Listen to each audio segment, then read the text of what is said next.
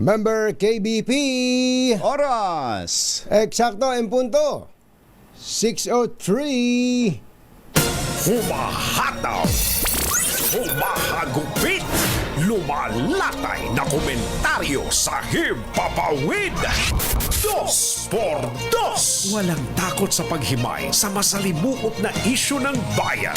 Dos por dos. Humahataw na mga balita at impormasyon. Dos por dos. Ating damhin, ating lasapin ang hagupit na Dos por Dos.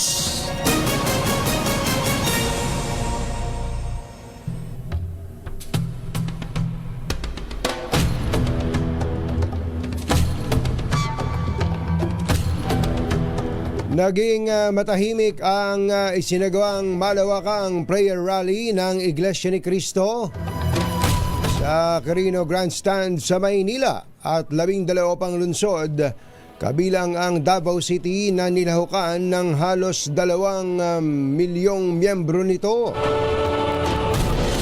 Layunin ng Peace Rally na isulong ang kapayapaan, pagkakaisa at pagkakasundo sa bansa sa gitna ng patuloy na tensyon sa politika na nag-iwan ng malakas na mensahe sa mga opisyal ng gobyerno at mga policy makers na mag-focus sa pangmatagalang katatagan at kaunlaran ng bansa sa halip na magsagawa ng mga divisive political rhetoric. Nanawagan ng Iglesia ni Cristo na wakasan na ang pagkakahati-hati at awayan sa bansa at sa pamahalaan. Isinagawa po ang Peace Rally sa panahon na mataas ang political tension, kabilang ang multiple impeachment complaint na isinampa laban kay Vice President Sara Duterte. Isyu ng bayan. Dos por Dos. Dos. Pag maitim ang balak, magtago ka na. Dos por dos. Si Jerry at si Anthony, narito na. Dos por dos. Hahataw ng todo, urado ka. Dos por dos. Ang katotohanan, dala nila. Dos por dos. Walang sinasamba pali, maniwala ka. Dos por dos. Hataw ng gusto, tol, umasa ka. Dos por dos. Dos por dos.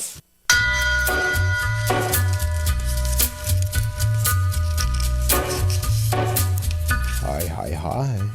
Take a little walk Maganda morning. and go across the Magandang umaga, bayan! Ito po si Anthony Taberna. Ito po si Jerry Baha.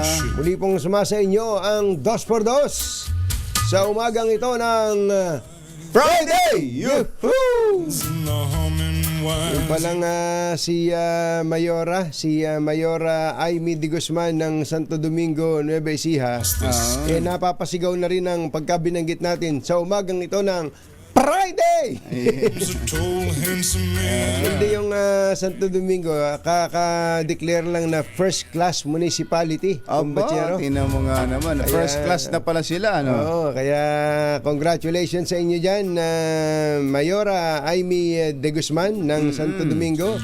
Maraming mga taga Nueva Ecija ang lumuwas ng Maynila para makiisa dito sa Peace Rally ng Iglesia ni Cristo. Nakauwi na raw sila. Ayun, oh. Marami din nakauwi na rin Mabilis gabi din pa. eh. Mabilis din naman na na-disperse kagabi ang mga rallyista.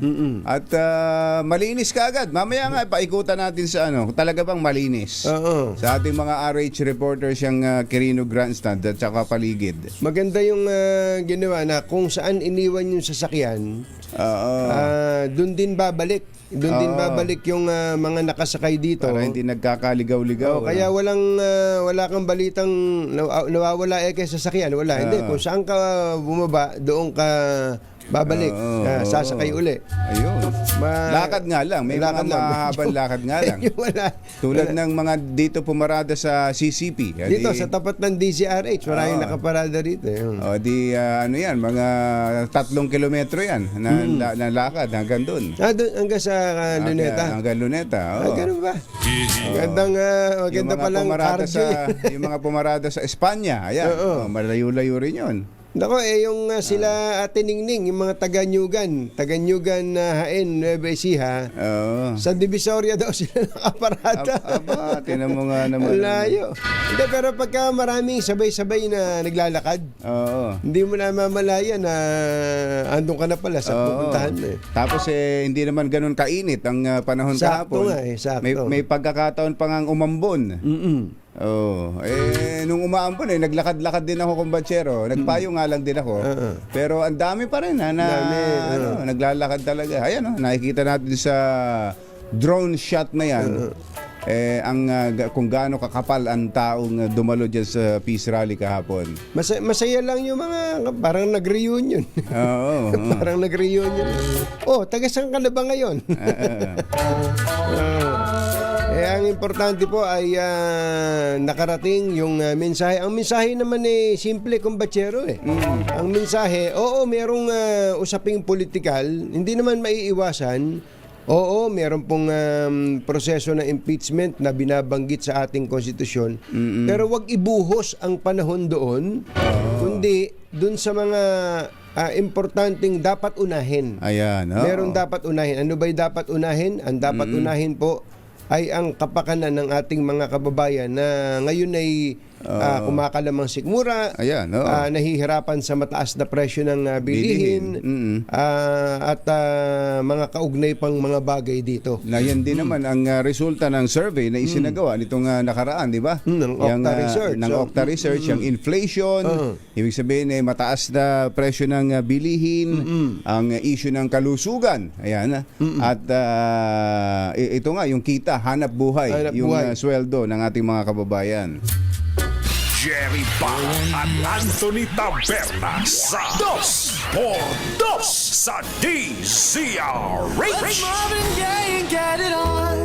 Hapon din po mga kababayan ay nagkabiglaan dyan sa Kongreso. Nabigla pa ba sila? Nang mismong si House Senior Deputy Majority Leader Sandro Marcos ang tumayo para humuling na ideklarang bakante ang posisyon na chairman ng House Appropriations Committee. Oo. Sa mga hindi nakakaalam, siguro nabigla sila doon. Pero mukhang sa Kongreso mismo ay alam na nila lahat. Alam na nila. Dahil din pala, ang totoo pala niyan, si Congressman Zaldico mismo ang nagpaalam na kumbatsero. At meron siyang statement. Asan ba yun? Meron siyang statement at issue ng kalusugan. Issue ng kalusugan. Yung binabanggit. Tsaka sa bagay, kapag anak ng presidente ang magsabi na this position is vacant, may papalag kaya? May papalag kaya doon? Meron kayang magtatayong tututol? Tulad nga na nangyari, walang tumutol. Walang tumutol, kumbatsero. At tama ka, kasi parang ang tumayo doon, si Pangulong Bongbong Marcos mismo. Parang yun ang sapagkat, mensahe nun. Gaya nga ng nabanggit mo, kumbatsero, sa mga nakakaalam, nabalitaan na rin marahil nila na ang Pangulong Bongbong Marcos ay nagitla doon sa kinalabasan ng 2025 budget. At bagamat hindi naman si Congressman Zaldico lamang ang sabihin natin culprit doon, mukhang ang Pangulong Bongbong Marcos mismo ang nakatingin kay Congressman Zaldico. Sa pangyayaring yon. Kaya ang budget hindi lang naman chairman ng appropriations committee ang nag-aayos niyan. Totoo yun. Buong kongreso yan. At buong Senado. At pati ang Senado, kung yun ay kanilang inoohan, ibig sabihin inaprubahan, silang lahat na yun. Silang lahat na yun. Ito pala yung statement, kumbatsero, ni Congressman Zaldico. Sabi niya, I extend my heartfelt gratitude to the majority in Congress for graciously accepting my decision to step down. Ako ay lubos-lubusang mula sa pusong nagpapasalamat sa liderato ng Kongreso para tanggapin ang aking pasyang bumaba As chairman of the House Committee on Appropriations, bilang tagapangulo ng kapirahan sa Kongreso. this decision Ang pasyang ito made with a heavy heart na ginawa na mabigat ang puso is driven by ay bunga ng pressing health concerns. mga alalahanin sa kalusugan. Ayun, kalusugan, ano. The highly demanding nature of my role has taken its toll. Yun na, mayroon palang bayad yun. And I now need to prioritize seeking the medical attention necessary for my well-being. Na kailangan ko ng magpa-check up. Ayun, Yung kasi ang hindi lang naman si Congressman Saldico, maraming mga tao na nakasubsub sa trabaho, ang nalilimutan yung kalusugan. Dahil nga sa dami ng ginagawa. Yun pala. Ito, yan. So ang Yun yung buod nung statement na yan ni Congressman Saldico. So siya pala ay talaga nagdesisyon na bumaba. Kaya doon sa nung mag-motion si Congressman Sandro Marcos na to declare the position of chairman of Committee on Appropriations as vacant, wala nang nagulat at wala nang umalma. Tahimik ang lahat. At tapos si Speaker Martin Romualdez mismo ang nag-preside at nagsabing approve. Approve. So ang nagpaalam. Teka muna, nauna ba yung statement ni Kong Saldi bago yung panyanyari sa House? Nauna yata, kumbachero. Naunang nailabas. Nauna yung statement bago yung pangyayari sa Kongreso. Bago yung panyanyari. Ano panyanyari? Panyanyari. Panyanyari sa Kongreso.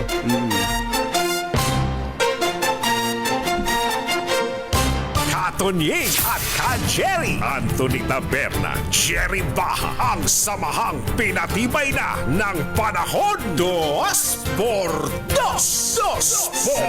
Ito, may nag-message sa atin. Parang dahil si Congressman Sandro Marcos anya ang tumayo doon, parang ang nagsabing ang Pangulo ang nagpatanggal kay Congressman Saldico. Ganon? Yun nga ang magiging impression talaga nun. Di ba? Kanina pa natin binabanggit na sino tututol kapag yung mismong kongresistang anak ng Pangulo ang tumindig doon at sinabing, bakantihin yan. Bakante na yan.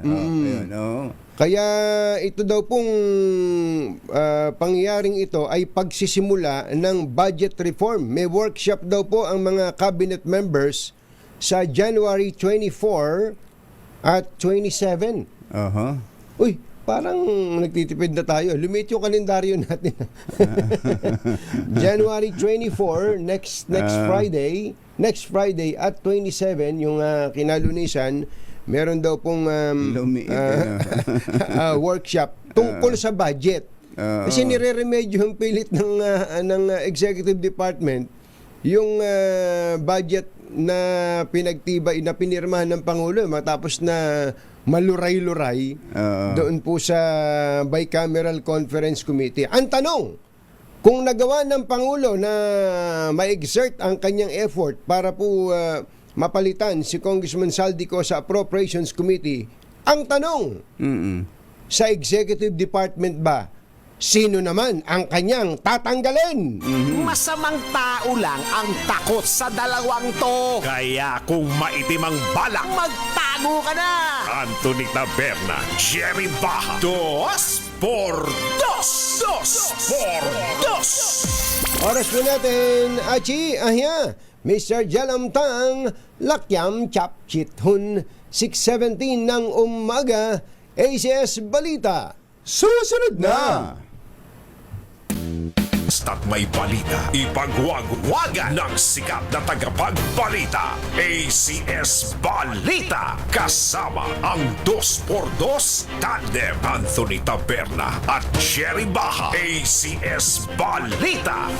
Ang programang ito ay hatid sa inyo ng ACS Manufacturing Corporation, ISO certified, maker of world-class quality Pride detergent.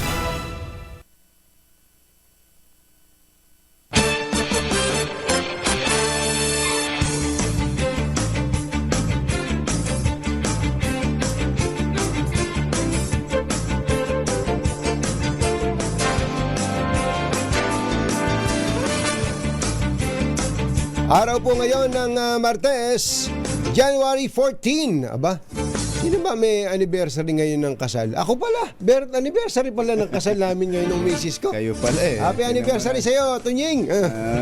At saka kay Ate Rosel. At happy birthday kay RSA.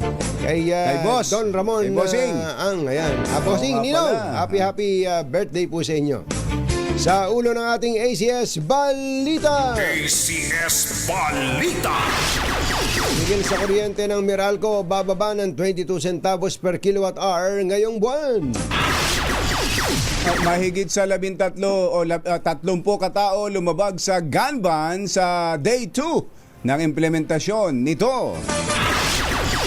Congressman Saldico, binakante ang House Appropriations Committee dahil sa issue na ang kalusugan. 150 Pinoy apektado ng wildfire sa Los Angeles, nagpapasaklolo sa gobyerno. Mag-ama natagpo ang nakabigti sa kanilang bahay sa Makati City. At 2 puganting South Korean na nasa red notice ng Interpol, arestado, deportation, ikinakasa na. Magandang umaga, Luzon, Visayas at Mindanao. Good morning, Philippines. Hello, world. Kami po ang inyong mga tagapagbalita. Ito po si Jerry Baha. Ito po naman si Anthony Taberna. At ito ang... ACS Balita. ACS Good News. Sa ating ACS Good News, bababa ng 22 centavos per kilowatt-hour ang singil sa kuryente ng Meralco ngayong buwan. Dahil dito ay bababa po ng 44 pesos ang bill sa kuryente ng mga tahanan na ang konsumo ay nasa 200 kilowatt hours habang ang 112 pesos naman para sa mga consumers na 500 kilowatt hours ang konsumo per month.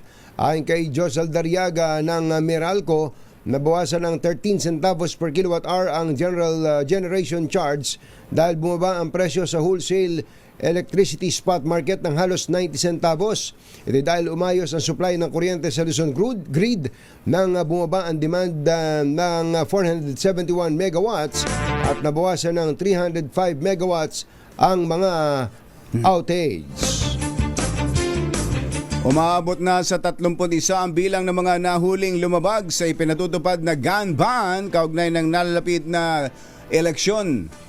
Ito ang ipinahayag ni PRO3 Regional Director at concurrent PNP spokesperson Brigadier General Jane Fajardo matapos ang pangalawang araw ng pagsisimula ng election period. Ayon kay Fajardo, kabilang sa mga naaresto sa iba't ibang checkpoint at police operations ang 26 na sibilyan, 3 security guards, isang appointed government official at isang miyembro ng military. Nasa 80 mga baril na rin ang nakumpiska ng mga otoridad at pinakamarami sa mga lumabag at nakumpiskang armas ay mula sa Region 3 na sinundan ng Regions 2 at 6. Karamihan sa mga nakumpiskang baril ang small firearms, light weapons, replica and explosives at ammunitions habang mayroon ding mga baril ang idiniposito for safekeeping. Nakita mo yung picture na yun, kumbachero? Nasa harap si General Fajardo. Nasa likod niya yung mga makikisig na mga kalalakihan. Ayan, no? Di ba nakakahaba ng hair yan sa mga babae? Oo. Itong picture na to, nakakahaba ng hair yan sa mga women in service. Yung in the uniform service, ano? Di mo na narating ni General Fajardo itong sitwasyon na ito. Na yung babae hindi lang laging paggilid-gilid. Oo. Regional director po siya ngayon. Ng Region 3. At Ng kang Region current 3. At- spokesperson pa. Oo nga eh. Oo. Wala na bang Siya pa ibang rin- siya pa rin mapili nagsasalita. na iba dyan? Oo. Baka naman na mahati ang atensyon ni General Fajardo. Maghanap kayo, maraming mga pwedeng maging spokesperson dyan sa Dami Camp Crame. dyan. Magagaling magsalita ng mga pulis. Congratulations uli General Fajardo. Alas 6:26 na ng umaga na imbag gabigat kada kayo amin na po. Agreeing kayon, gising na. Bumaba na sa kanyang posisyon bilang chairman ng House Committee on Appropriations si ako Bicol Party List Representative Zaldi Co. Sa kanyang inilabas na statement, tinukoy ni Co ang kanyang kalusugan na dahilan ng kanyang pagbibitiw sa posisyon. Sinabi ni Co na kailangang iprioridad niya ang pagpapagamot at pagpapagaling. Nagpasalamat si Co sa mga kapwa kongresista sa pagtanggap sa kanyang desisyon na magbitiw sa Appropriations Panel.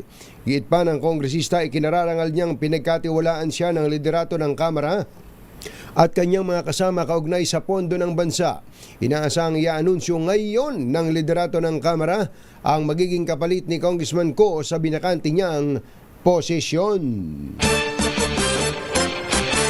Alas 6:27 ang ating oras. Diyos maray na aga sa Indogabos mga Bicolano. Mata na kamo, gising na.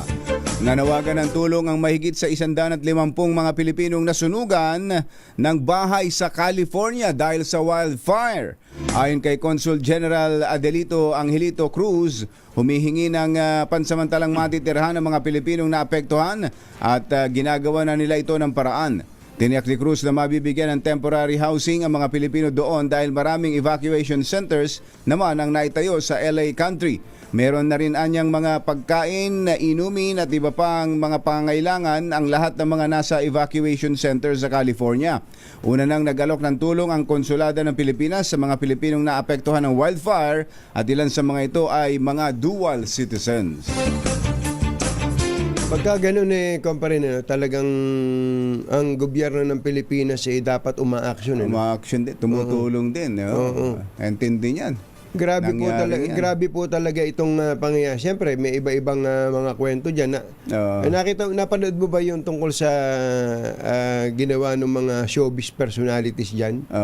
Yung awards night, mga a day before, bago yung wildfire, meron palang isang event diyan. Napanood ko lang kahapon sa YouTube Oo. Tapos meron palang parang sa madaling salita sa event na yun ng mga artista sa Hollywood. Inaaglahi ang Panginoon Diyos. Ganun. Oo. May ganun pala. May ganung eksena. As in, isang event. Tapos nagtawanan pa sila, no? Tawanan sa isang event. Tapos kinabukasan na yan. Tapos nakita, nasusunog yung Hollywood na gano'n. Buong lugar yung, na yun. mismo yung picture na Hollywood nasusunog. May ganung eksena. Sabi ko, magagaling din naman yung nakahanap nung video na yon na i-connecta. Bagamat nangyayari naman talaga yung mga ganitong wildfire. Pero pambihira po ito Ibang klase itong nangyari niyan sa isang mayamang lugar yan. Mayamang lugar. Sa Amerika. Hindi pangkaraniwan. Napakamahal ng lupa dyan. Totoo. Lalo na doon sa Hollywood. Yung pinapasyalan mo lagi. Kumbachero. Pagka nakita mo yung Hollywood, malapit. Hindi ko pa nakikita.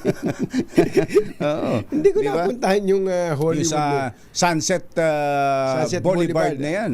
Diyan sa may papunta ng Beverly Hills. Sa may Beverly Hills. Napakamahal ng lupa dyan. Hindi ba ilang mga multi-millionaire na mga celebrity ang nawalan din ng bahay dyan? Mga artista, marami nasunugan. Pero ang napanood kong isang video, isang picture na nakita ko kung Bachero, yung isang bahay, nakita mo ba yon? Isang bahay na hindi nasunog. Ganun? Lahat ng paligid niya sunog, pero may isang bahay na parang hindi nagalaw. Baka naabutan ng Bureau of Fire Protection yan. Palagay ko, ganun nga nangyari. Naglagay, ako bahala sa inyo. yun lang bahay niya, protektahan. Ang galing, Ang galing yung isang bahay lang. Yun, Sino kaya may-ari nung bahay na yun? Ang galing. Nabasa ko, ito pala si Bill Grosby ay yung bahay niya nasunog din. Nasunog din, oo. Si Bill Crosby. Sapatos. Sapatos yun, Si Bill Crosby, ano?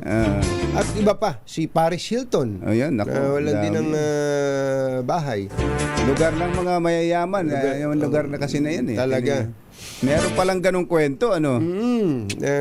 Nakon nga ako nagitla ako. Sabi ko, magaling din talaga yung mga naghahanap ng reason. No? Kasi, Dahilan kung bakit nangyari yan. para itong, alam naman nila na nangyayari yung wildfire, alam din nila na ganitong panahon ay mahangin, pero para kumbatsero mangyari ganito kalawak. Oo. Ilan libong hektarya po ang nasasakop nito at ilan na yung namatay, Ivan? Ilan na yung diniklarang namatay dito?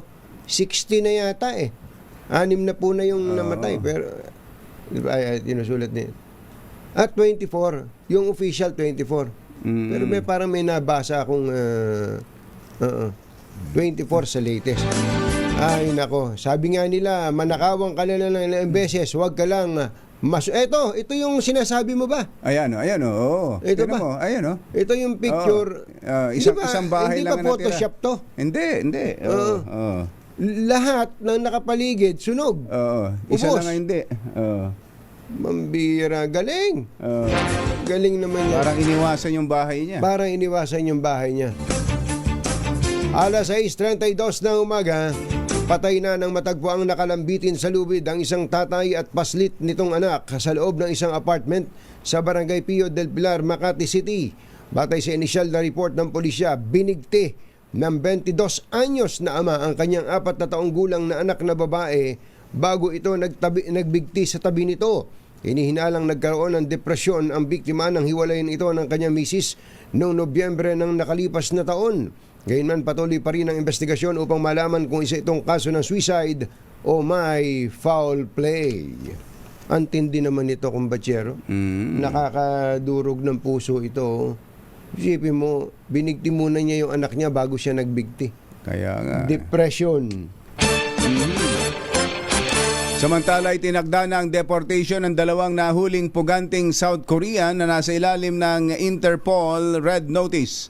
Ayon kay Immigration Commissioner Joel Anthony Viado, unang dinakip ang mga Koreanong sina Choi Won-chul at Lee Ji-hwan dahil sa pag-overstay sa Pilipinas. Nang mahuli ang mga ito, nadiskubre na may mga nakabinbin palang red notice sa dalawa dahil sa mga tinakasan nitong krimen sa South Korea. Ang isa sa kanila, si Choi, na kwelyuhan sa Ermita, Maynila, ay pinaganap ng mga otoridad dahil sa kasong embezzlement and fraud. Batay sa ulat, nagtrabaho ito bilang car dealer pero ibinulsa ang libo-libong dolyar na ibinayad sa kanya ng mga customer. Samantala, si Lee naman na naaresto sa Talisay, Cebu, ay may arrest warrant din dahil sa matinding pambubugbog at pagnanakaw sa kapwa niya mga Koreano. Susunod! Tito Boy! Naku, meron na palang bakbakan na talaga ng gusto to. Andun pa naman sila sa peace rally. Si Mayor Hani Lacuna, meron daw rest back kay dating Mayor Isko Moreno. Tungkol dito sa housing project para sa mga Manileño. Alamin nga natin yan maya-maya ng konti. Yan at iba pa sa pagpapatuloy ng ACS Balita. Kuya Levi Santos, 6:34 ng umaga. This time check is brought to you by ACS Balita. Ang programang ito ay hatid sa inyo ng ACS Manufacturing Corporation, ISO certified, maker ng world-class quality pride detergent. Hi! Maganda morning! Ano bang araw today, kumbachero? Today is Laundry Day Friday. Yuhu! At pag Laundry Day Friday, all you need is Pride Washing Machine Detergent. May triple stain away formula kaya tanggalang makapit, madikit, malupit na dumit man siya kaya easy ang labada. Kaya pala mula noon hanggang ngayon, All you need is pride. All you need is pride. ACS. Kasama ang 2x2 Tandem Anthony Taberna at Jerry Baha. ACS Balita. Doon pala sa mga taga Barangay Santol, Quezon City, Especially yung mga sa Barangay community, Santol. mga community diyan na Kuya Sherwin, ha. Maraming nakikinig sa atin diyan sa Barangay Santol. Lakasan nyo lang po ang inyong mga radyo o kaya telebisyon o kaya YouTube o Facebook. Magpapansin kayo. Magpapansin kayo. Para kayo'y swertehin sa araw na ito dahil andyan ang ating malakas agent, bagong lakas promo agent dyan Ayan. sa Barangay Santol, Quezon City. Ayan. Iikot-ikot lang po dyan. Basta nakakita kayong gwaping dyan, siya yun. Ayun. At syempre yung crew cab ng DZRH. Balikan nga natin ang Carino Grandstand. Santambak ba basura dyan? Pagkatapos ng peace rally na isinagawa ng mga kapatid natin sa Iglesia ni Cristo kahapon na gano'n daw inabot kumbatyero sa mga balita? 1.8 million. 1.8 million. 1.8 million na mga nagtungo dyan. No untoward incident. Kumusta naman kaya ang basura? RH29, Boy Gonzales sa Carino Grandstand. Coming, boy! Anthony, Jerry, dinat ng malinis, iniwanang malinis ng mga membro ng Iglesia ni Cristo itong Quirino Grandstand sa Luneta Park ng magsagawa ng National Rally for Peace kahapon na umabot sa mahigit sa 1.5 million katao ang dumalo dito sa Quirino Grandstand. Ngayon ay tinatanggal na lamang yung mga stage pero nakita ko itong kahaba ng Burgos, Calao, itong nasa harapan natin, itong Bunhama Green na harapin mismo ng Quirino Grandstand na malinis na itong naturang lugar. May mga tauhan ng DPS dito na nagwawalis pa rin ng mga ilang piraso na nakalat, halimbawa yung mga balat ng candy dito sa Independence Road, yung tapat mismo ng Quirino Grandstand. At yung basura ay kahapon, inabot kami ng halas 9 ng gabi rito, Anthony, Jerry. At nakita ko yung mga membro ng SCAN International at yung ilang mga mga kapatiran na nagwawalis bago matapos itong aktibidad dito sa Quirino Grandstand. Yung pinost mo kahapon, Kaya may mga walis. Walis ba nila 'yon? Walis nila yun na dala. Baon nilang walis. May pandakot pandala. Ito mga may dala sila nang magtungo sila rito sa Quirino Grandstand sa National Rally for Peace. Ay meron na silang baong walis, tingting at pandakot. Yan, ito kumbatyero, nakita mo ba 'to? Ayan, May mga baon-baon na pala sila. Naka-ready no. Actually maganda siyang template kumbatyero sa mga kahit anong pagtitipon. Pati concert, lalo hindi ba may mga concert sa mga open field na ganyan, open grounds, dapat ay maging template na pag pumunta ka sa isang lugar, meron kang magiging basura, pinagbalatan, pinag-inuman, may baong-baong ka. At yung mismong mga participants, magbaon na rin kayo ng sarili ninyong mga panlinis. Boy. Oo. Yan yung tama yan. At kahapon pa nung makita ko umaga rito, may mga iba't ibang galing sila sa iba't ibang lokal. Yung iba may mga dalang talaga. Halimbawa, galing ng Nueva Ecija, may galing ng Bataan. Meron silang ilang mga grupo na may dalang pandakot at walis tingting para pag nilisan nila itong lugar na to, ay yung lugar na kung saan sila na naka-area, ay doon na sila mismo magwawalis, magpupulot ng mga basura sa kanilang mga area. Ayos. Thank you, boy. At yan pa rin yung sitwasyon sa Quirino Grandstand. Ito si Boy Gonzales para sa DZRH, una sa Pilipinas, una sa Pilipino.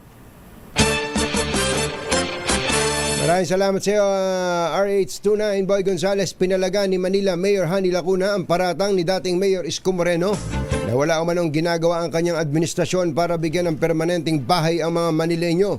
Git ni Lacuna, fake news ang paratang at tuloy-tuloy ang mga programa para sa pagbibigay ng abot-kayang lupa na pwedeng tayuan ng bahay at tuluyang ariin ang mga mahihirap na residente ng Maynila. Sa katunayan, nasa 542 mga Manileño ang magbebenepisyo sa bagong nakumpletong 20-story Pedro Hill Residences na nakatakdang pasinayaan ngayong umaga. Nagkataon pa ngayong umaga. Habang ang inaugurasyon naman ng 20-story San Sebastian Residences ay gagawin bukas, January 15. Teka, 16 ba to? 15.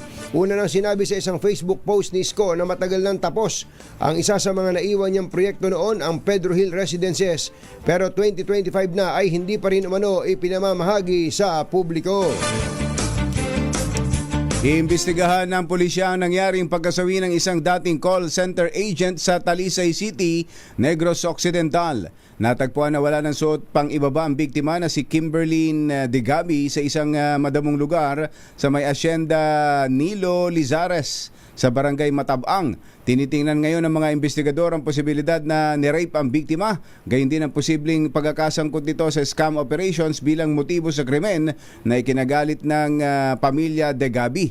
Sinailalim na sa autopsy ang bangkay upang matukoy ang sanhi ng pagkamatay nito. ACS Balita.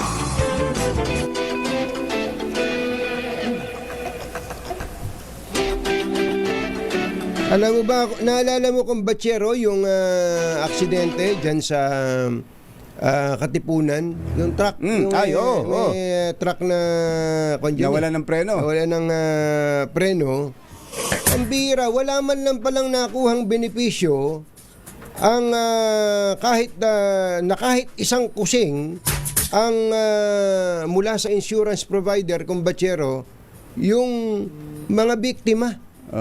Kausapin nga natin si ASEC Vigor Mendoza ng Land Transportation Office. ASEC, magandang morning. Magandang morning. Si Katunying po ito, saka si Ka Jerry. Good morning, Katunying. Good morning, Ka Jerry. Morning po. Totoo po ba ito, ASEC? Opo. Actually, during yung hearing namin dyan sa aksidente, doon namin nalaman na may CTPL po bawat sasakyan sa Pilipinas. Yung CTPL na to, dapat to, pag may aksidente, para tumugon sa mga pangangailangan ng biktima. Yung CTPL, yung Compulsory Third Party Liability. Party liability. Opo. Requirement po yan bago makapag-rehistro ng sasakyan. Ngayon, nalaman namin doon sa aksidente, after so many weeks na nakalipas na, yung insurance company, nakalimutan ko nga kung pangalan ngayon, ni isang kusing wala pang dinalabas sa biktima. Tapos, ang cover 100,000 piso. Apat ang namatay, halos 20 ang sugatan.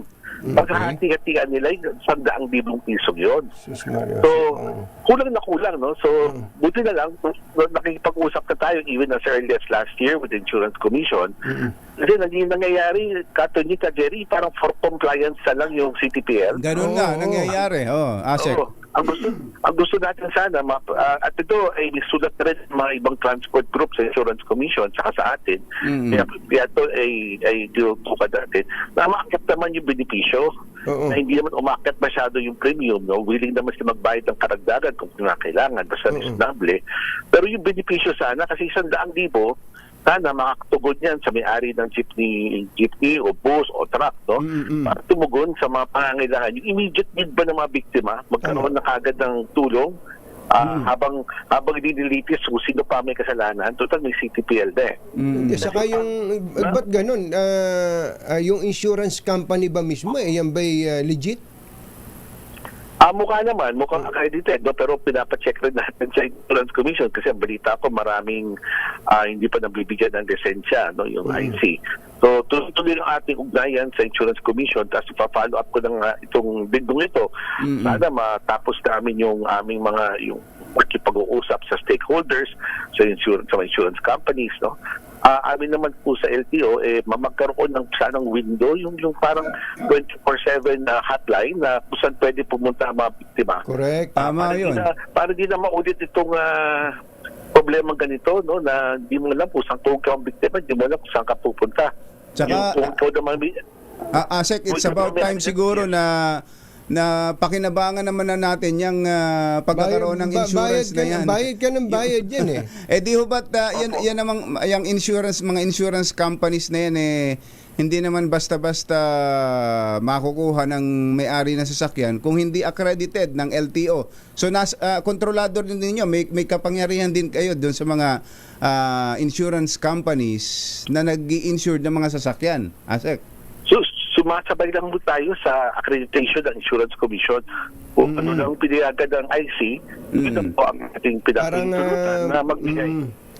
Parang ministerial on your part dahil accredited ng Insurance Commission. Sila yung talagang agency in charge, ano? Opo. Ang amin lang po talaga, pag may aksidenteng ganyan, sana may tumugon ka agad sa mga biktima. Pwede pala ninyong pwede niyo palang i-recommend ang i-blacklist itong yung mga insurance company na to na hindi nagbabayad eh. Opo. In fact, we've done that itong isa sa Katipunan nga no, na linggo na halos sa buwan na dinaan, hindi mo lang nagpakita eh. Pambihira, nakakagalit naman yan, hindi nagpakita. Opo, so sabi ko nga sa truck owner, alam mo, tulong rin sa niyan, binabayaran niyan taon-taon. Ano ba naman pagdating sa sakuna, hindi naman taon-taon saan ang sakuna nyo, mayroon naman tumulong sa inyo para may matulong kayo sa mga biktima. And end of the day, itong ating CTPL na required to ng batas, insurance code kung wala rin namang benepisyo ang motorista, wala rin benepisyo yung mga biktima, anong saysay for registration purposes. Yun na. Kaya pala tumayo itong si bagong henerasyon party list representative Bernadette Herrera Combachero kahapon to. Kahapon. At hinihiling niya na i-abolish na, i-repeal na Combachero itong CTPL insurance na requirement ng insurance code. Ano po ang sa inyo rito, Asek? Alam niyo, nakakatulong naman po, no? Abolition might na ako po kung Herrera, no? Kung wala naman tulong, bakit pa natin pinapabayaran itong CTPL na to, no? Siguro, ang akin din pagandahin lang at mas maging commuter at saka motorist friendly ito yung insurance na madali mag-claim pag merong sakunang ganito. Siguro pagandahin natin, palawakin natin yung benepisyo. Oo. Hindi ba kailangan na Asek na kapag ganitong mga truck o mga public utility vehicles comprehensive ang dapat na insurance niyan?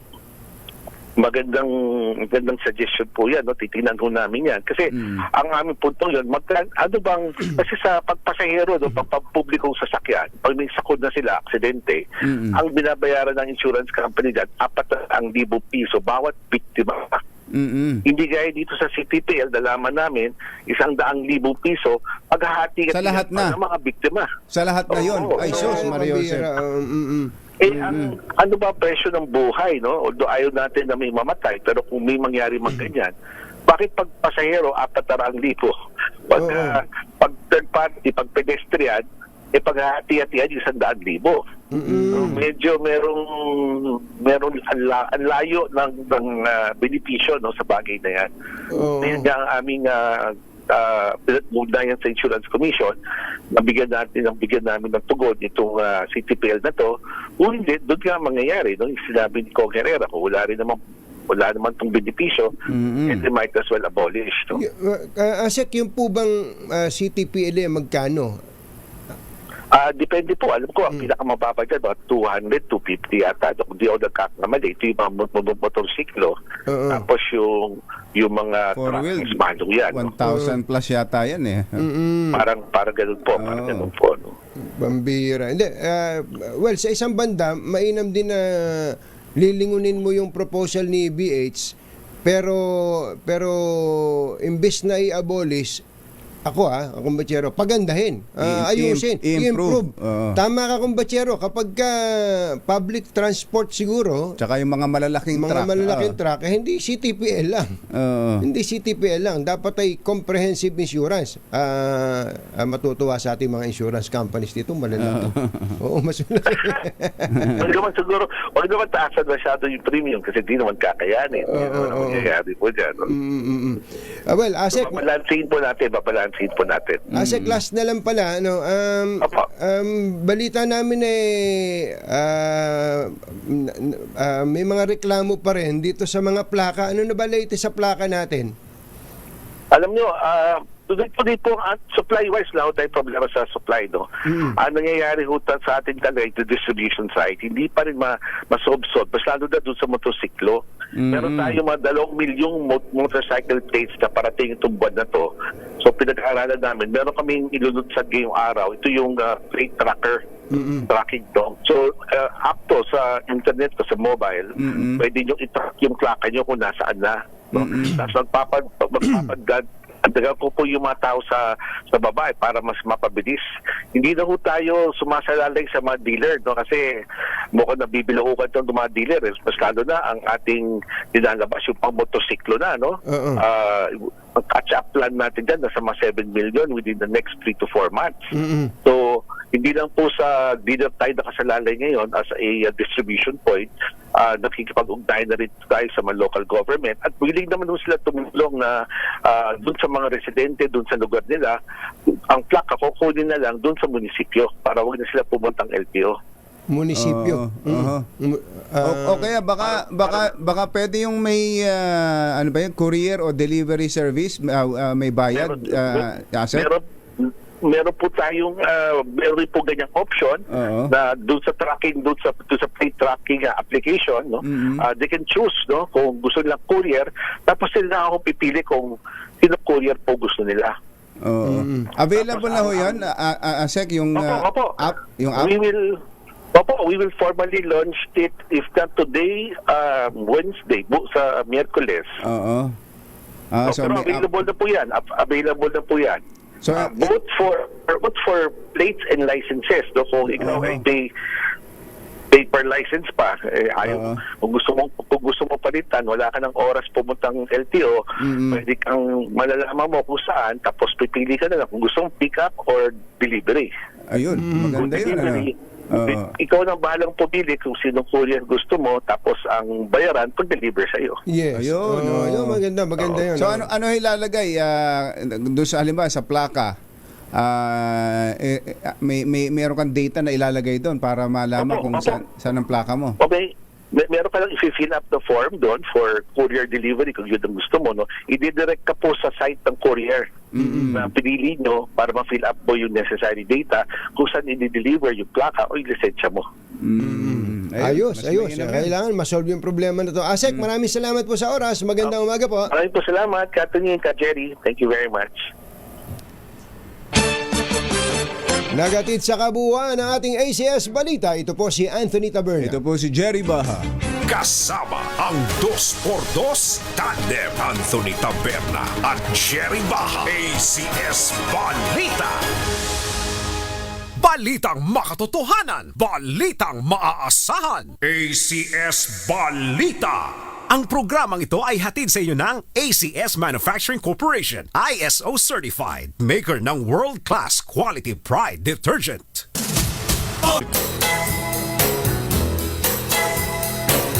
Oy, muli ay binabati natin ng happy birthday si Ninong RSA Ramon Ang ng San Miguel Corporation. Happy birthday RSA. Binabati rin ng mga nagsisip-sip. Ayan, sina retired Police General Charles Calima. Ayan, retired General James Brillantes. Ayan. At Romy Ver. Ayan. Magpakain ka naman daw, RSA. Wala ba tayong libreng corned beef dyan mula sa Pure Foods?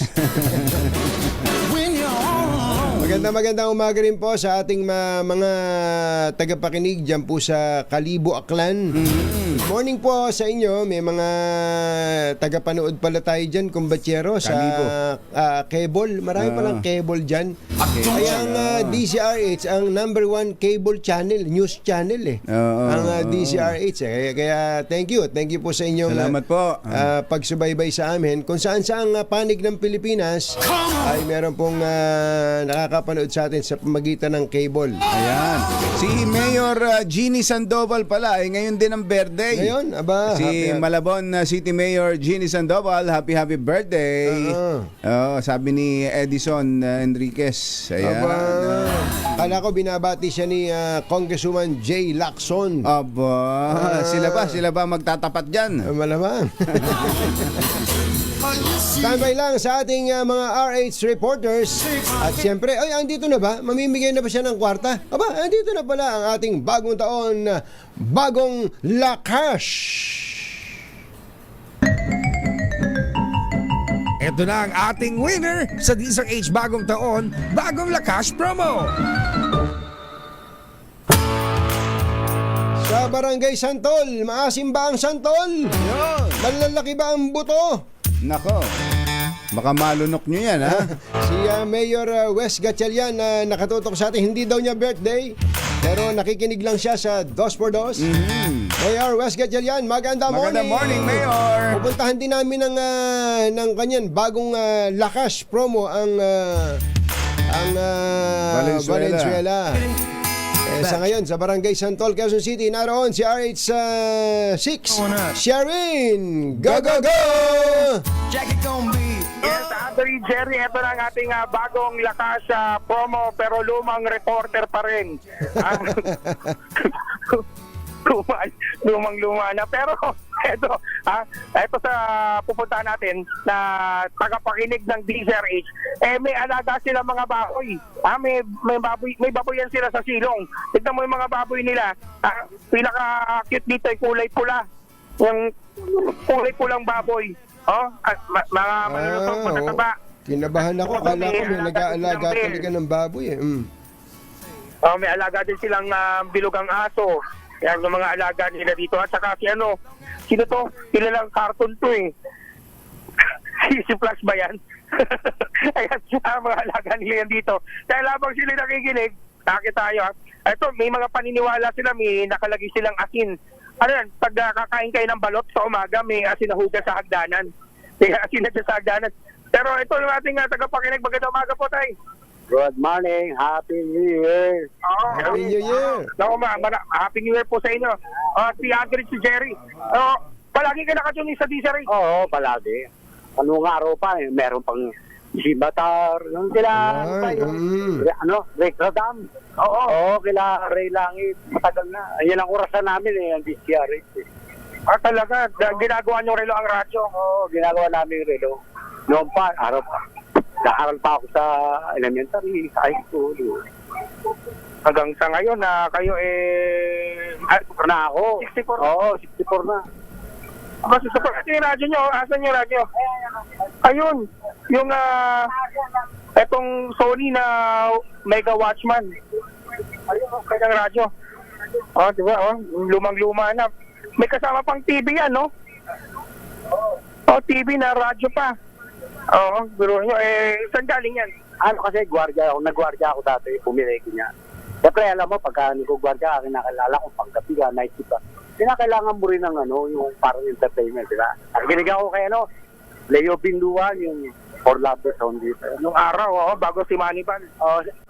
Si Manibal, Nasaan ba yung mga yun? Ako si Manibal po, nasa malangit na po. Okay na. Salamat sa inyo, buti napasyal kayo dito. Talagang hinahanap namin kayo. At sino paborito yung announcer niya pag umaga? Si Jerry Baha at si Anthony Taberna. Yung mga poging announcer dyan. Yun. Sana. Ayun, poging announcer dahil dyan. Meron kang bagong 1,000 pesos! Maraming salamat. Happy New Year release sa inyo lahat. Happy New Year sa inyo. Dahil hindi pa tapos ang pamimigay ng groceries. May grocery po kayo. Maraming salamat din sa grocery. Kanya, Sherwin, kay Anthony, kay Jerry. Maraming salamat. Thank you. Mangyak-yak pa si tatay. Maraming salamat din, tatay. Oo, sige. Salamat. Actually, sumusumpong yung katabata. Thank you very much. Happy New Year. Happy New Year! Happy si tatay dahil sa mga nais manalo ng 1,000 pesos. Laging tumutok sa DZRH. Baka kayo nasusunod natin winner sa DZRH. Bagong taon, bagong lakas. From Ars number 6, Sherwin Alfaro, DZRH. Una sa Pilipinas, una sa Pilipino.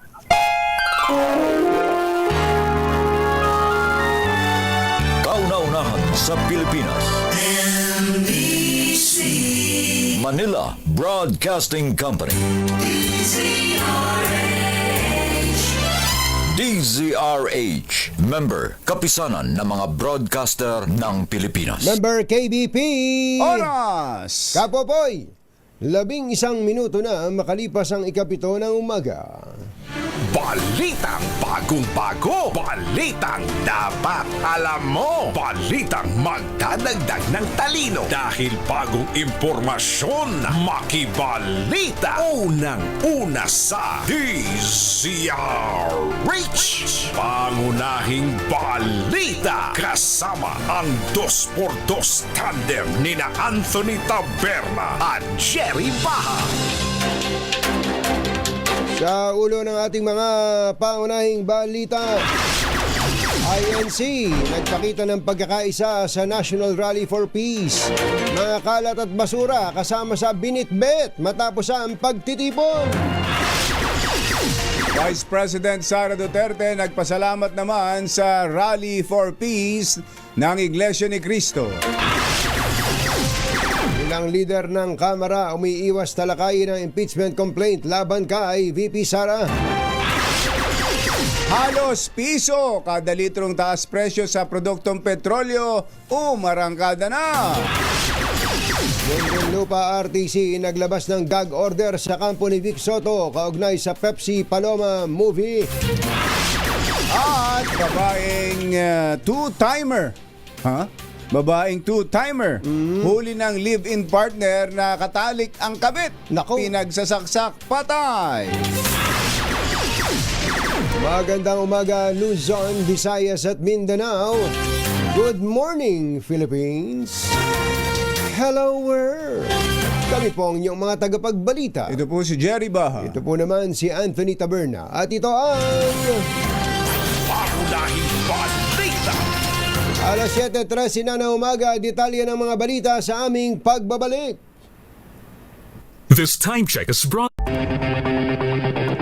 Alas 7:19 na umaga, nagpakita po ng halos 2 milyong pwersa ang Iglesia ni Cristo sa sinagawang Peace Rally sa iba't ibang panig ng bansa. Bago mag-alas 6 ng gabi, mapayapang tinapos ng INC ang kanilang Peace Rally sa Quirino Grandstand at iba pang panig ng bansa na ang layunin ay isulong ang kapayapaan, pagkakaisa at pagkakasundo sa gitna ng patuloy na tensyon sa politika sa Pilipinas. Kapansin-pansin din na makalipas ang ilang oras ay halos walang bakas na mga kalat o basura ang paligid ng Quirino Grandstand. Ito dahil kahit hindi pa tapos ang programa ay nagsimula ng maglinis ang mga nakatokang miyembro na may dalang walis tingting, pandakot at sariling garbage bag. Nagpakita rin ng disiplina ang mga miyembro ng INC na sa kabila ng dami ng mga sasakyan ay hindi ito lumikha ng traffic dahil maayos itong nakaparada sa gilid ng mga lansangan sa kahabaan ng Roas Boulevard at mga kalapit na lugar. Naniniwala si Vice President Sara Duterte na pagpapakita lamang ng pagkakaisa at pananampalataya ang isinagawang National Rally for Peace ng mga kasapi ng Iglesia ni Cristo. Sa gitna ito ng umano'y show of force ng mga miyembro ng INC na iniugnay sa impluensya ng religious group sa politika. Para sa Vice Presidente, hangad lamang ng naturang pagtitipon na maitaguyod ang kapayapaan para sa kaikaunlad ng bansa sa harap ng mataas na presyo ng mga bilihin, kahirapan at mga hamong kinakaharap ng bansa. Ito ay isang makapangyarihang pagpapakita ng pagkakaisa at pananampalataya na ang tanging hangad lamang ay kapayapaan tungo sa kaunlaran ng ating bansa. Nagpapasalamat ako sa ating mga kapatid sa Iglesia ni Cristo sa inyong patuloy na pagsisikap na maghatid ng pagkakaunawaan at pagkakaisa sa ating mga kababayan.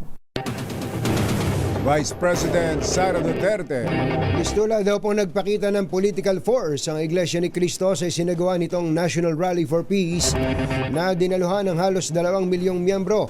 Ayon sa political analyst na si Professor Froilan Calilong, bagamat hindi isang kilos protesta ang ginawa ng INC, inaasahan pa rin maapektuhan nito ang desisyon ng pamahalaan sa isyu na may kinalaman sa politika. Sinabi ni Calilong na malinaw na naipakita ng INC sa Peace Rally ang kanilang posisyon sa isinusulong na impeachment laban kay VP Sara.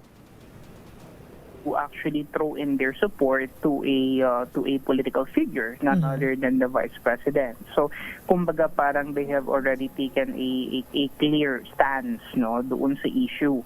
So, syempre, it's a kind of political interference because the impeachment complaint is a political issue. It's a kind of political interference para sa akin kasi nga they are there to actually create, sabihin na natin, involvement or entanglement doon sa otherwise procedural context ng isang impeachment. Ang tinig ni Professor Froilan Calilong.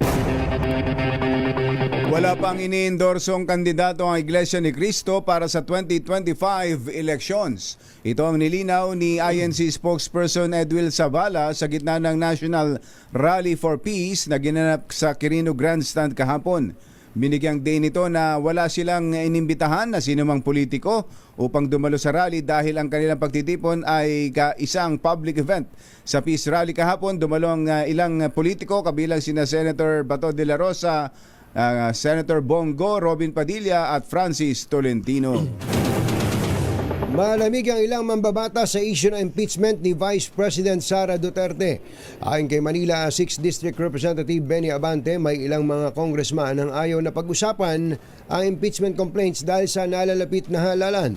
Dagdag ni Abante, naniniwala ang iba sa kanila na dapat muna itong ipagpaliban at ihain na lang muli pagkatapos ng 2025 midterm elections. Sa kasalukuyan, naharap si VP Duterte sa 3 impeachment complaints habang inihayag ni House Secretary General Reginald Velasco na posibleng may ika-4 na reklamo pa na ihahain laban sa pangalawang Pangulo.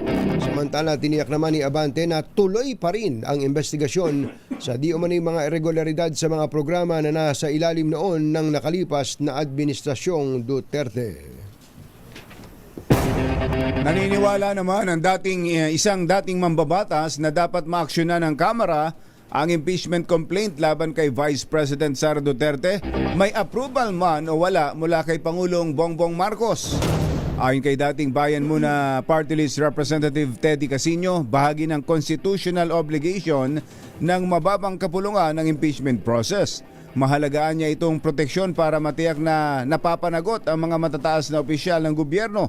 Tinukoy ng dating kongresista ang lumabas na resulta sa survey ng SWS kung saan malaking porsyento ng publiko ang suportado sa impeachment kay VP Sara. Alas 7:24 na ng umaga. Metro Manila ngayon. Andito na sila! Unahin natin si RH5 Val Gonzales, lalaki patay sa pananaksak sa Quezon City. RH5 Val Gonzales, coming Val!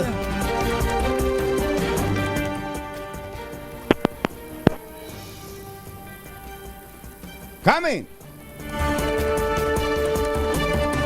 Unahin natin si RH52 Edniel Parosa, mga tsuper daw po sa EDSA Crossing na hindi pa nakakabawi sa biyahe ngayong Enero umaaray sa sunod-sunod na oil price hike. 52 Edniel Parosa, coming Edniel! Binaybay natin itong bahagi ng Shaw Boulevard para i-check itong bagong presyohan ng mga produktong petrolyo matapos ang pangalawang linggong oil price hike. Dito sa nasabing kalsada, lampas na sa 60 ang gasolina ng Shell at Sea Oil. Habang sentimo na lang din ang bibilangin bago sumampas sa 60 pesos per liter ang kanilang diesel. Mas mura naman ang bahagyan, Petron at Phoenix Petroleum. Sa Petron, 57.20 ang gasolina, 54.45 ang diesel, habang sa Phoenix, 56.60 ang gas, 53.60 64 ang diesel.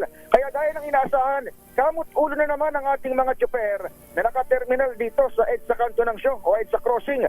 Pareho kasi ang angal ng mga jeepney at taxi driver na hindi pa umano nakapabawi sa biyahe unsod ng holiday break. Marami sa mga empleyado nakabakasyon noong panahon na iyon, habang yung iba namang tsuper ay patuloy na umaaray doon sa kanilang mga kakumpetensyang PNVS. Kaya ng ating hinga ng reaksyon sa 80 sentimos na increase sa gasolina at 20 sentimos sa taas sa presyo ng diesel. Narito ang kanilang pahayag. Sa halip na pambili na ng bigas, nababawasan pa. Mga baon ng anak sa pamasahe sa eskwela, nababawasan pa. Kaya kung maaari, sana wag nang itaas. Wala nung holiday, sir. Dumami ba yung pasahero pagbalik ng trabaho? Wala, hindi na katulad ng araw, mahina na. Hindi katulad dati. Marami na kaming kalaban. Ang tinig ng ating mga kababayang tsuper sa EDSA Crossing sa lungsod ng Mandaluyong. Daniel Barrosa, nag-uulat para sa DZRH. Una sa Pilipinas, una sa Pilipino. Thank you, Edniel. Samantala, mga tsuper yung kausap ni Edniel. Sa mga taxi driver naman kaya, ano ang reaksyon? RH15, Giselle Recaport. Coming, Giselle! Tunying pasikipan na lang daw ng sinturon yung mga taxi driver dahil sa sunod-sunod na taas presyo sa petrolyo at iba pang mga bilihin. Ayon sa mga nakapanayan nating taxi driver sa Makati City, swerte na sila kung kikita ng 1,000 sa isang araw na nauuwi din naman sa boundary at gasolina o diesel. Kaya kung sakali raw na aprubahan ng Land Transportation Franchising Regulatory Board, halos mababaliwala lang din ng 60 na flag down rate. Mas magandaan nilang solusyonan na lamang ng gobyerno ang mahal na petrolyo upang makabangon naman ang mga driver na umaaray rin sa mga kakumpetensya nilang motorcycle taxis. Ilan sa mga taxi driver ang nag-apply na raw bilang family driver, habang ang iba naman titiyagain na lamang na makapagretiro dahil hirap na rin silang makahanap pa ng trabaho. Pakinggan natin ang bahagi ng ilan nating panayam. Nagdagdag din ng ng lockdown, tumataas ang presyo ng mga bilihin. Ganun din, baliwala rin. Family driver, para wala ka ng problema sa road at saka sa gasolina. Ang na lang, hindi yung sweldo mo. Sa taxi, abo na ka sa boundary. Ito si Giselle Recaport para sa DZRH, una sa Pilipinas, una sa Pilipino. Metro Manila ngayon. Balikan natin si RH5 Val Gonzales. Coming back! Jerry at Anthony nadala pa sa pagamutan pero sa daan pa lamang ay binawian na ng buhay ang 38 anyos na lalaking sinaksak sa Kasoy Street, Barangay Pasong Tamo, Quezon City sa investigasyon ng QCPD Criminal Investigation and Detection Unit. Alas 2 ng madaling araw, nagising ang mga residente sa lugar dahil sa pagsisigaw ng tulong ng biktima. Lumalabas na nakaupo lamang si isang tricycle driver ang biktima nang lapitan ng hindi pa nakikilalang suspect at pagsasaksakin sa kaliwang balikat. Nakalakad pa ng ilang metro ang biktima pero bumulagta habang naiwan naman ang kutsilyong tigmak ng dugo sa pinangyarihan ng insidente. Ayon kay Pasong Tamo Purok Leader Sherwin Alejandro, inaalam pa nila kung mayroong CCTV sa lugar na posibleng nakahagip sa pagkakakilanlan ng suspect o mga suspect. Wala pang linaw kung anong motibo sa pagpatay. Ako, si Val Gonzales, DZRH, una sa Pilipinas, una sa Pilipino. Metro Manila ngayon. Anthony Tamperna at Jerry Baha, DZRH, pangunahing balita. Susunod! Ito po! Ito daw pong Muntinlupa RTC ay naglabas na ng gag order kaugnay po ng issue ng pelikulang The Rapists of Pepsi Paloma. At sino kaya itong isang sikat na personality na dating beauty queen na may jowang politician. Hiwalay na daw. Hiwalay na? Hiwalay na? Sino kaya yung mga yan? May huhula na naman to si Kuya Boy Fabian Engineer Boy Fabian, hulaan mo na. Ngayon pa lang kahit wala pang clue. Yan at iba pa sa pagbabalik ng 7:31. This time check is brought to you by ACS Manufacturing Corporation, ISO certified, maker of world-class quality.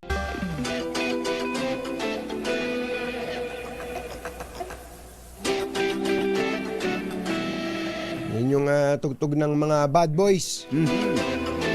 Kausapin naman natin ang good girl. Good girl. Good Ayan. girl. Si Secretary Amina Pangandaman ng Department of Budget and Management. Secretary Mina, magandang Magandang morning. Si Katunying po at saka si Ka Jerry. Good morning po. Magandang umaga, Katunying at Ka Jerry. O, pinili na naman namin yung pinili na naman namin yung picture mo na mukhang high school graduate ka lang dito, ha. Magagraduate mo lang ng high school. Oo nga, ano. Ay, thank you po. Opo, ang unang tanong po namin, ano na po ba ang latest dun sa binabalangkas na panuntunan ng DBM, NEDA at ano pa ba yung isa, DOLE? Tungkol po dito sa AKAP, yung tulong sa ating mga kababayang nagtatrabaho pero kulang ang kita. Na-finalize na po ito. Sinusulat na lang. Ini-English na lang po ito ng DSWD. Nagbigay na po ng komento ang dalawang bagong ahensya po na tutulong sa pagbalangkas. Yung DOLE po at saka NEDA. So meron na pong binigay sila. In fact, nag-meeting po kami. Kung makikita nyo po last week po yata ito. Nag-meeting po with the President. At kahapon din po, minute din po namin sila yung together with the economic managers po. So meron na po silang final details. So sinusulat na lang po. So we expect no by next week po baka meron mapirmahan na po nila itong bagong guidelines. Oo, at kapag may bagong guidelines na, doon pa lang ma-resume, Secretary, ang pamimigay ng tulong galing dyan sa mga iba't ibang klase ng ayuda na yan? Actually, hindi pa po, Katunying at saka Jerry. Kung maaalala nyo po, ito po ay kasama sa conditional Kaya nga po. veto Oo. ng ating Pangulo. So, bago po ito ma-release, kailangan po ma-provide yung guidelines. May mga detalye din po ang DBM kung ano-anong mga dokumento. Kailangan po magpasa ang DSWD ng mga dokumento bago po namin ito ma-endorse sa Office of the President. At Office of the President po ang mag-a-approve ng release nitong pondo ng AKAP po. Medyo marami din po ang kailangan nilang i-provide na dokumento. Kailangan makapag-provide sila ng bagong physical targets, financial targets, yung mga tinatawag na special budget request, may mga financial plans. Medyo kailangan po nila lahat ito i-provide sa DBM bago po natin ito ma-endorso sa Pangulo. So dadaan pala to sa butas ng karayom bago po ma-aprobahan ng release. Ganon. Opo, kasi po nung nagkaroon po tayo ng veto message, ang difference po nung nakaraang taon po kasi, wala tayong specific sa mga veto message natin. Wala tayong conditional, wala po tayong line item veto. So ngayon po, sa veto message, meron pong section 6 dyan. Lahat po ng increases at saka lahat po ng new projects, activities, and programs sa GAA po, yan po ay worth 783 billion po lahat-lahat yan. Ito is kasama po dito yung 26 billion na line dito. So, ang total na dadaan sa DBM, sa mga ahensya, department agencies po, yung mga heads, kailangan po ma-justify nila ang release ng mga to bago i-approve yung release po, is 757 billion po. Kasama po doon ang AKAP. So, hindi po siya automatically release parang last year. 90% ng budget ni-release po natin kaagad. So, alam mo nyo, mabuti binanggit nyo po yan. Ang binito lamang talaga ay 26 billion. Kaya ang sabi ng ibang mga kritiko ng administrasyon, wala pala yan 26 billion lang pala. Di nagtagumpay pa rin yung mga insertions doon sa BICAM.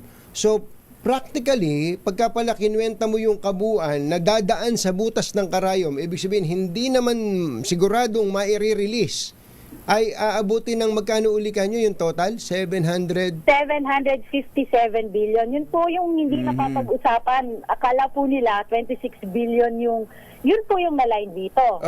26 billion na yon wala na po yun. Kaya po bumaba yung level ng budget natin. Nabawasan po yung level ng budget natin. Pero sa loob po nung napirmahan po na General Appropriations Act na 2025, tama po kayo, mayroong 757 billion na dadaan pa po sa butas ng karayong. Butas ng karayong. Ay ma-release. Opo. Pero, ganun pala yun, ano? Pero alam niyo naman po, Secretary, marami pong mga enterprising na kapag ka nasa budget na, kahit na sabihin dadaan pa sa butas ng karayom, ang sasabihin ng mga nanghihingi ng advance dyan, lalabas din yan. Nasa budget yan eh. Hindi naman binito yan eh. Paano po sagot niyo doon, Secretary? Hindi po tayo sigurado. Ito pong nasa conditional veto natin. In fact, yung very first cabinet meeting po ng ating presidente, nagbigay po siya ng directive sa lahat ng ahensya ng gobyerno. In fact, nagsimula na rin po yung meeting niya per agency. Kahapon po yung DA. Today po, 5 ahensya po ang uupuan po ng ating presidente. Sinabihan po niya yung mga cabinet secretaries na tingnan niyo pong mabuti yung mga proyekto, yung mga priority and legacy projects natin. Make sure may pondo. Kung walang pondo yan, meron kayong authority para mag-augment, mag-realign, or mag-force savings dyan sa mga proyektong hindi nyo gusto. Opo. Okay, yung pong nabanggit nyo kanina, new projects. Pagka po new projects, kadalasan po nasa DPWH yan, Secretary, ano? Opo. Actually, yung mga new PAPs po, projects, activities, and programs, ang total po lahat yan, linya by linya, is 12,957. Pero tama po, bulk of that po is nasa DPWH kasi po, per line po yung proyekto yun nila. Pag pinapabid po nila yung mga proyekto nila per line. Opo, okay. Yung new project na to, yan po ba ay nasa original budget na ipinropose nyo sa Congress? Wala po. So yun yung insertion. Opo. Congressional initiative po. Congressional initiative. Opo. So magkano po yung new projects na nakita po ninyo, yung total? Ang makikita nyo, yung pinaka-total, yun po. Yung 757.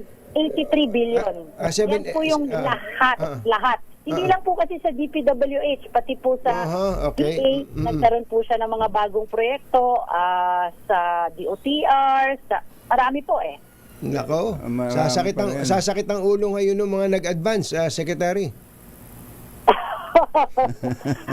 Malaki yan. Yung mga nahingian na, mga nahingian na nung mga mababait na kakandidato ngayon. Hindi, marami akong kailangan gastusin ngayon eh. Oo, kaya mag-advance ka na. Tapos, nasa kategorya pala ito ng new projects, hindi nyo naman pala i-release basta-basta. Patay kang bata, patay silang bata sila. Opo, hindi lang po ito new projects, pati po yung, kahit po nasa NEP yan, kunyari, naka-line item po yan, na 50 million lang yan. Pag naging 100 million po yan, hindi rin po automatic yan na ma-release. Kasi kailangan ma-justify po ng ahensya kung okay sa inyo yung ganong increase. Kasi ang pinakita nyo lang po, binigay nyo lang po 50 million, so naging 100 million. Sa tingin nyo po ba, worth 100 million yung proyektong yan? Ganun po, i-justify po yan.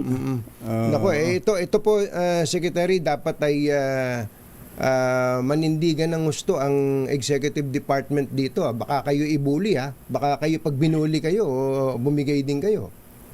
Hindi po, maglalabas po kami dito ng circular para po alam ng lahat ng ahensya yung ating bagong proseso po. Opo, tungkol po naman sa mga ayuda, pagtuntong ng campaign period, ano po ba ang stand ng Pangulo dito? Pagtuntong ng campaign period, i-release po ba ang mga ayuda na to? Yung mga ibang klase po ng ayuda, katulad po nung AIX at saka TUPAD, yung mga regular po ito na program, no, na-release na po itong mga to. Dahil ito po ay hiningi nung ahensya nasa NEP po. And I think po, hiningan din po nila ng exemption. Tama, sa COMELEC. Nabasa ko din po na nag-provide na po yata ng exemption ang COMELEC para sa mga proyektong ito po. Yung AKAP, Secretary, ang nasa conditional veto? Tama po ba? Opo, medyo matagal pa po ang proseso nito dahil hindi pa po nila na susulat, na pa-finalize yung guidelines. Hanggang kahapon po, nung pinresent ito sa, meron po kami monthly economic managers, kasama po si Secretary Recto, Secretary RC Balisacan at saka Secretary Go. May mga comments pa po sila. So, kailangan pa po isulat. So, kung pwede ko lang pong maano po yung mga bago dun sa provision ng AKAP po. Ang bago po dito is that meron ng role dito ang DOLE po at ang NEDA. Ang DOLE po, magpo-provide po sila ng assistance for the information ng minimum wage and post the circular in their website and refer workers for possible assistance. Tapos ang NEDA rin po magkakaroon ng M&E, Monitoring and Evaluation Study on AKAP together with Philippine Statistics Authority to assist the clients. Tapos, na-define din po ngayon ang kung sino ang mabibigyan ng ayuda para sa AKAP. Qualified beneficiaries po ay yung may income na below regional minimum wage. Opo, dati po kasi yata mas palawak yung mga beneficiaries na binibigyan nito. And at the same time po, hindi po basta-basta merong intermediaries or middleman na magsasabi na ito ang mga magiging beneficiaries ng AKAP. Kailangan po, kasi ang DSWD po may mga social workers yan. Ay mga professionals. Pinipirmahan po nila ang case study bago po sila mabigyan. So DSWD ang magpipinpoint po ng beneficiary. Hindi si Kapitan. Hindi si Congressman. Hindi po, kasi may social workers po sila. Ang professionals po ito, pipirmahan po nila kung kailangan sila mabigyan. Ang mga bago pa po dito, yun nga po, walang intermediaries o middleman. Bawal po ang banners at presence of politicians during the actual distribution of financial assistance. Sungit mo naman, Secretary. Bawal yung banner, yung picture ni Congressman. Ang banner niyo pong makikita doon hotline for complaints. Ayun. Okay, so wala na yung mukha ni Congressman o ni Senador o kaya ni Mayor sa payout. Sana po. Sana po, wala na po dahil pinagbabawal at may posting na po ng mga pangalan ng beneficiaries monthly po sa website ng DSWD. So hindi makakadoble. Hindi na po. At kung kailan gusto nyo po makadoble, kung kinakailangan. Kasi sabi naman po, ito po ay ibibigay dun sa mga nangangailangan talaga. Kulang. Pag mataas ang inflation and all. Kung kailangan, may requirement na po, kailangan ikaw ay may PhilSys ID. We're also promoting that, di po ba? Kasi nasa PhilSys ID po yung talagang detalye ng mga beneficiaries Yun po. Tsaka Secretary, hindi kaya nagkakadoble-doble ang bigay dyan sa mga meron ng tupad, may AKAP, may AIX. Yun po, kaya maganda po na nakarehistro sa PhilSys ID kasi ito may database po ang PSA. So makikita po natin, hindi magkakadoble-doble. Ayun. Opo, baka meron pa kayong nakalimutan dyan. Ano pa ba? Yun po, yung complaint po, yun ang banners natin, ng tarpaulin, may hotline of complaint, at importante din po yung sa NEDA, no? Yung meron din po silang monitoring and evaluation. Sa dulo po ng proyekto, pwede po siya mag-provide ng additional inputs kung paano ma-improve on a regular basis, or pwede din po niyang i-recommend na it's not working. Parang ganun po. Pero ang Secretary, hindi kaya magtagal yung proseso niyan dahil ang laging nababanggit kulang daw po yung mga tao ng DSWD Yun din po, nagsabi po si Secretary Rex na kailangan ng tao dahil yung AIX pa lang po medyo malaki na po at malawak na rin po yung kanilang mga beneficiaries. Pero nag-usap na po kami, taon-taon naman we try to provide additional personnel po sa kanilang opisina. Opo. Naku, sana nakarating ng maliwanag sa kinauukulan itong mensahe nyo na to. Ang hihintayin na lang natin yung nakasulat na circular, ano? Opo, yung sinusulat lang po nila ng maayos yung circular. Pero yun nga po ulit, hindi lang po circular ang magti-trigger nito. Marami pa pong kailangan i-submit ang DSWD. Alam po nila yan, napag-usapan po namin. At bago po, pag-aaralan po muna namin kung consistent doon sa aming guidelines, yung submission ng DSWD, bago po natin iakyat sa Office of the President for final approval po. Ayun. Ayos. Maraming salamat po, Secretary Mina Pangandaman, sa inyo pong oras. Thank you po. Thank you, Sec. Kumbaga, kababalik lang sa trabaho ngayon dito sa Maynila, pero bombastic ang inyong announcement na to. Ngayon lang namin nalaman na 757 billion. 757 billion po ang iisa-isahin po ng mga bawat sa bago po ito ma-release. Iyon.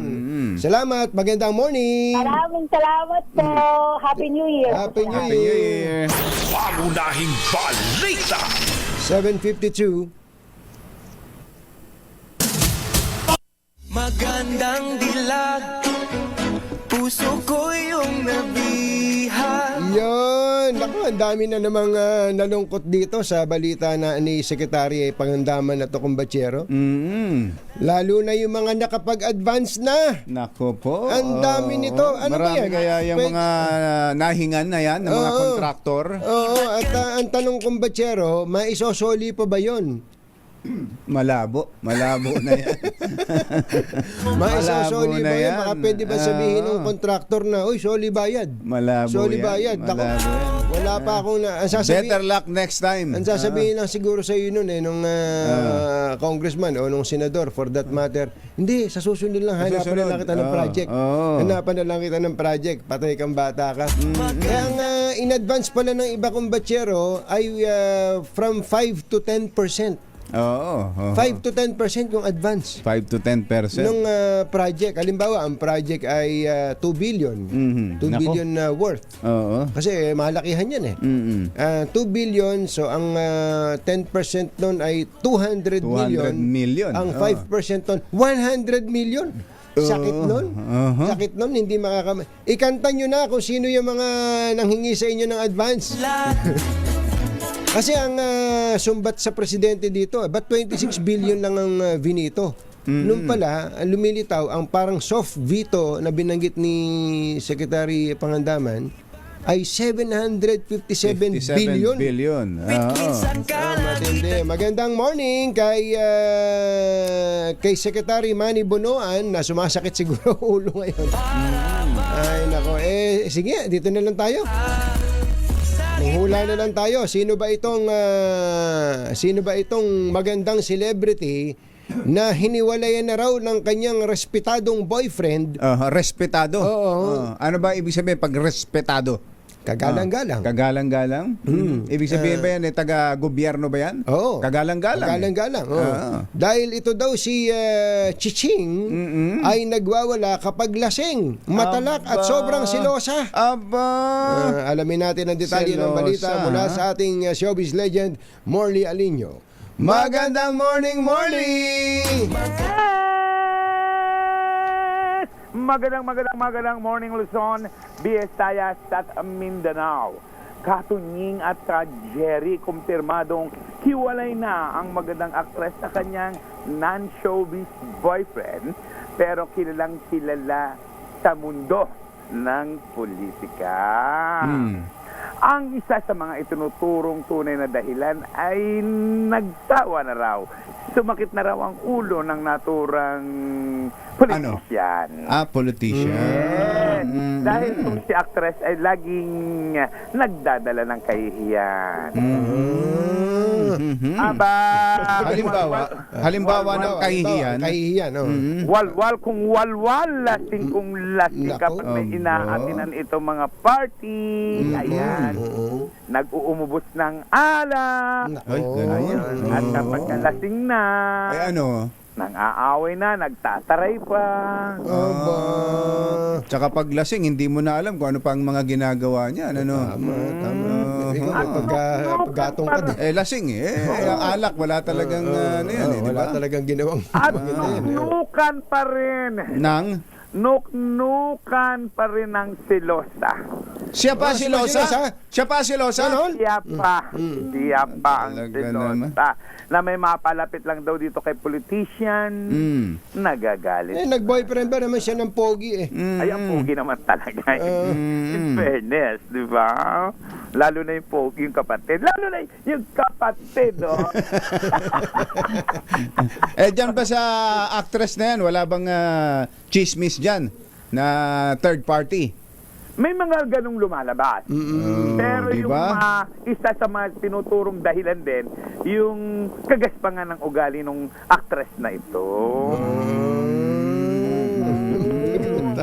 Yung ganda pa naman niya, panalo, pero yung ugali parang lost. Ang naturang actress, ayan, actress na lang muna. Actress na lang muna. Ay, panalong-panalo yung ganda niya.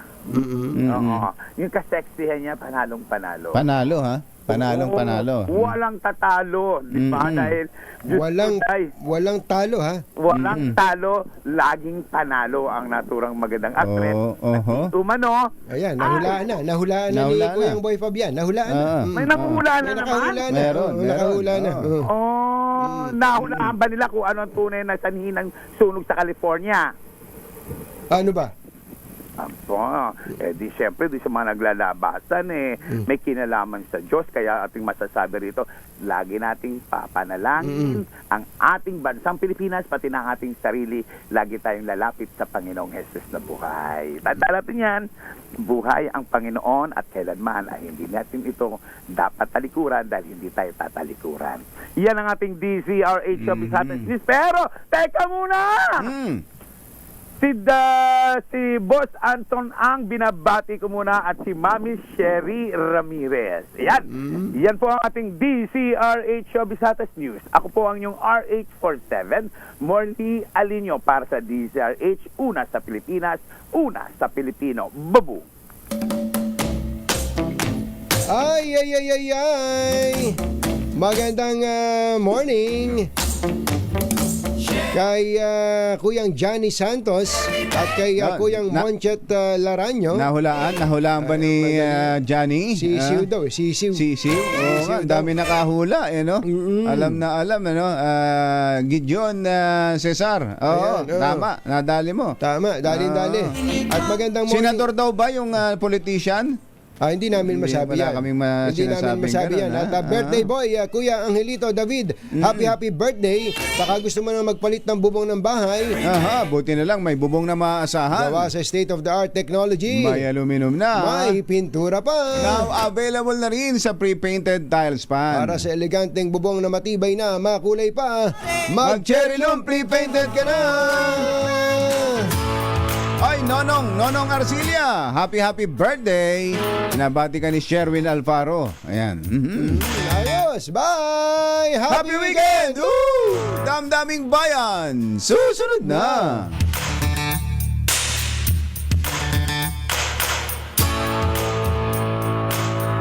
This time check is brought to you by ACS Manufacturing.